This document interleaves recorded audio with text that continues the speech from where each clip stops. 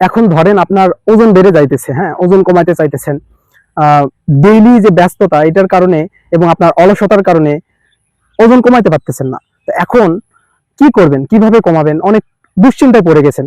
Just একটা মাত্র আপনাকে এক্সারসাইজ শিখিয়ে দিব, যেটা আপনি শুয়ে বসে দাঁড়িয়ে যেখানে ইচ্ছা সেখানে করতে পারবেন। জাস্ট একটু সময় মেনটেন করে করতে হবে।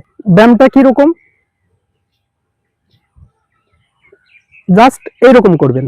ধরেন আপনার বন্ধুরা বলতেছে, বন্ধু চল আজকে রেস্টুরেন্টে খাইতে যাই, তখন না না না না।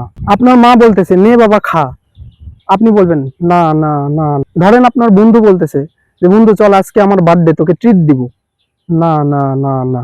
ধরেন আপনার গার্লফ্রেন্ড আপনার জন্য কষ্ট করে রান্না করে আনছে, বাবু এই নাও খাও, তোমার জন্য আমি আমার ভালোবাসার ছোঁয়া দিয়ে, আমার ভালোবাসার স্পর্শ দিয়ে তোমার জন্য নুডলস, খিচুড়ি, ডিম ভাজি রান্না করে আনছি, খাও।